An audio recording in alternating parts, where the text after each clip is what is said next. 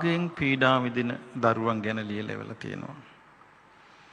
ඒ රාගයෙන් පීඩා විඳින දරුවන් ගැනත් අපිට එකෙල්ලීම කියන්න බෑ ඒක එයාගේ ප්‍රකෘති රාගයක්ද. එහෙම නැත්නම් එයාට නිකන් Tamanට නොදැනී වෙනත් නොපෙනෙන බලපෑමකින් ඇතිවෙච්ච රාගයක්ද කියලා අපි කියන්න තේරෙන්නේ නැහැ.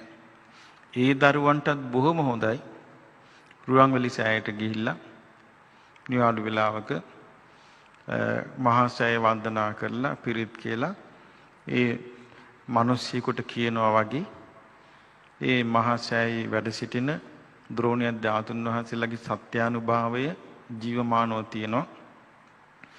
මම මේ ළඟදී හරි පුදුම විදිහට ඒක අද්දුටුවා.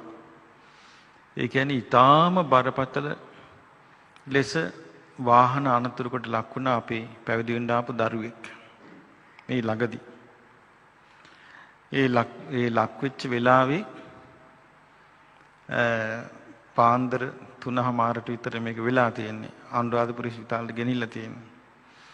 ඊට පස්සේ බලාපොරොත්තු තියාගන්න බෑ කියලා කියපු එකේ දැන් මට පණිවිඩය යාම 3ට උදේ 6ට 10ක් තියා මට පණිවිඩය යාම.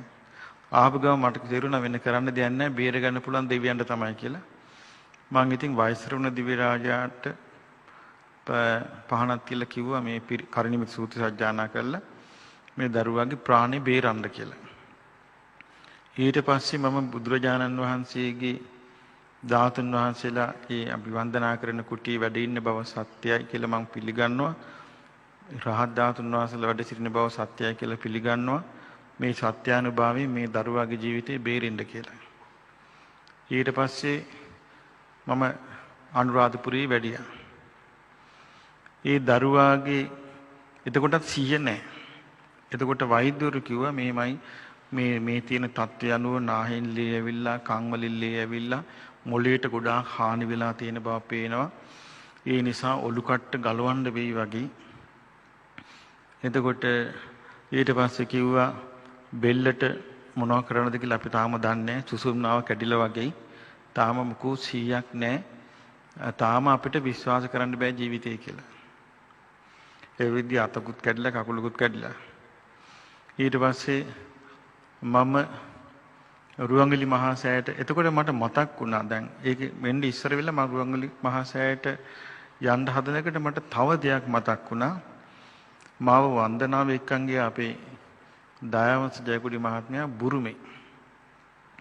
සේදගොන් චෛත්‍ය වන්දනා කරද්දී ඒ රටේ මිනිස්සු බාරවලට පොල් ගෙඩි අරගෙන ඒවා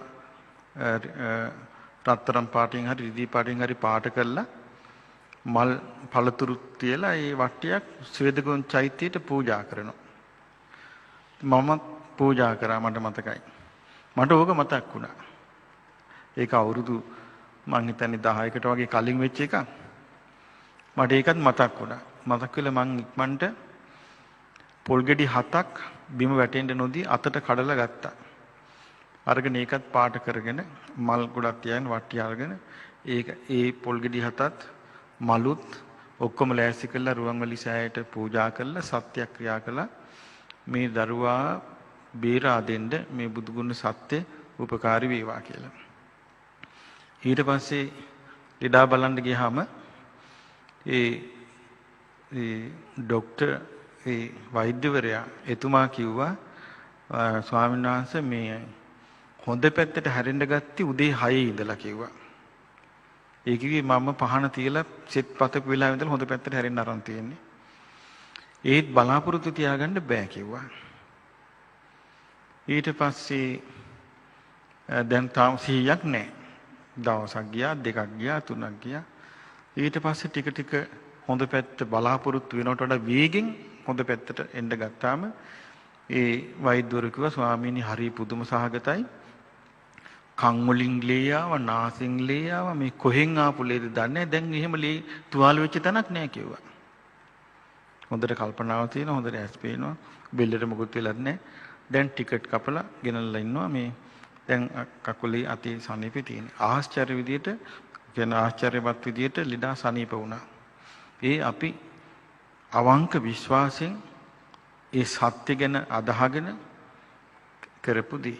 ඉතින් ඒ නිසා අර මම කිව්වේ අර රාගය ගැන දුක් විඳින දරුවන්ට විශේෂයෙන් අර ෆෝන් වලින් ඊළඟට වෙබ්සයිට් වලින් අර නරක දේවල් බලන් ඉපා.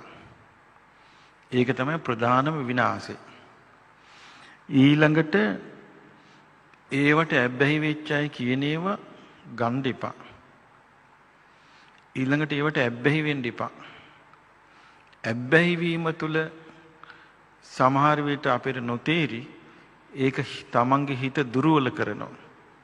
සාමාන්‍යයෙන් බුලත් පිටක් පවා මිනිස්යාව දුර්වල කරනවනේ. ඒ කියන්නේ මට හොඳට මතකයි බුලත් පිටක් කන්න පුරුදු වෙච්ච කෙනෙකුට මම බුලත් පිට තහනම් කළා. තහනම් කළාට පස්සේ දැන් මෙයා ඒ තොරෙන් කනවා. බැරිම තැන බුලත් පිට නැති තැනකට පිටත් කළා. දැන් බුලත් පිට නැහැ. කිතුල්ලට හොයාගත්තා.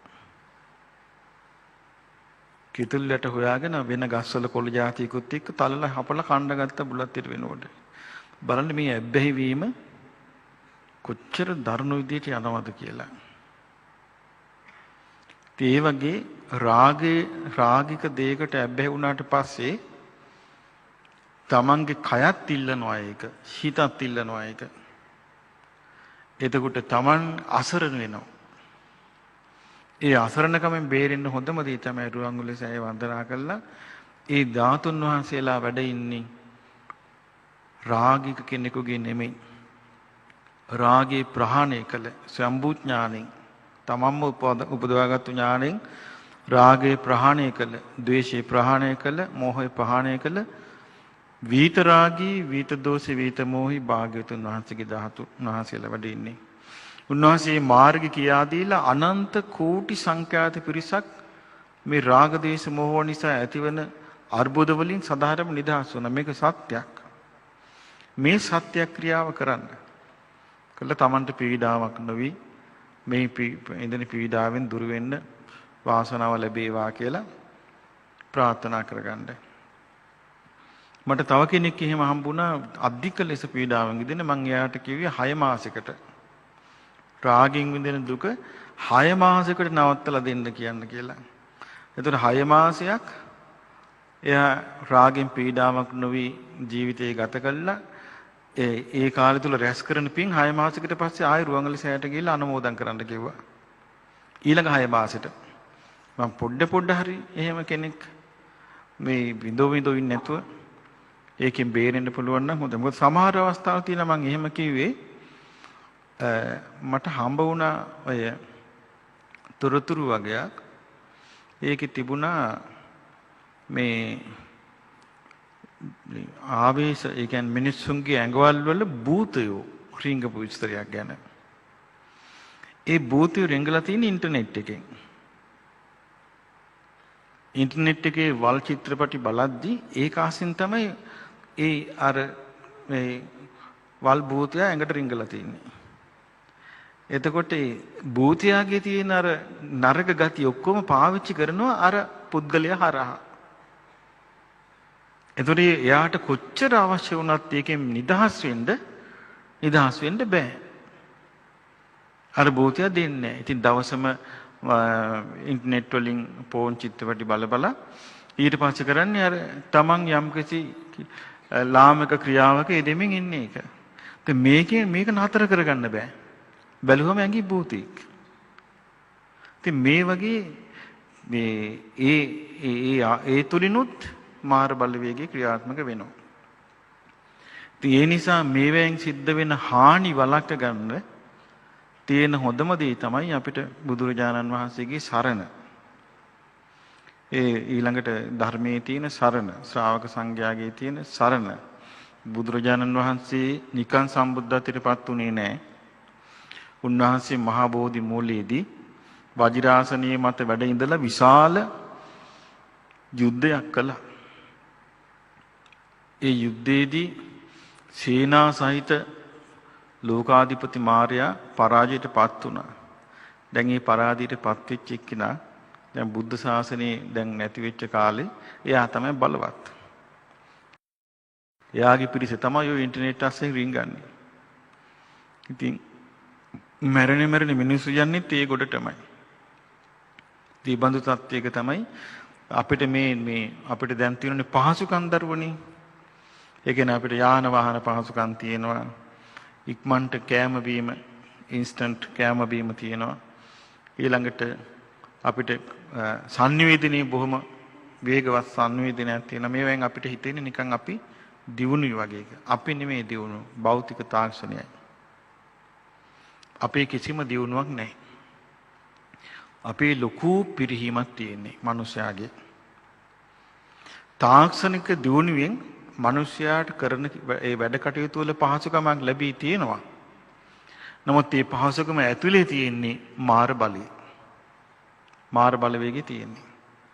ඉතින් මේ මාර බලවේගයට මැදි වෙච්ච විශාල පිරිසක් ඒ කෝටි සංඛ්‍යාත මිනිස්සු මේකට වසඟ වෙලා ඉන්නේ. මෙතනින් ඊළඟ ප්‍රතිඵලය තමයි මරණින් මත්තේ නීච ආත්මයක් ලැබීම. එතනින් එහාට යන්න බෑ. උසස් තත්ත්වයකට යන්න බෑ. ඒ නිසා මොකද හේතුව පුද්ගලයාව අභ්‍යන්තර වශයෙන් দমনය වෙන්නේ නැහැ මේකේ. අභ්‍යන්තර වශයෙන් ගත්තොත් විශාල අවුල් ජාලාවක් තියෙන මිනිස්යාගේ. අය අර ජරාව බලලා එක දේවල් බලලා ඔළුව අවුල් වෙලා විකෘති වෙලා ඉන්නේ.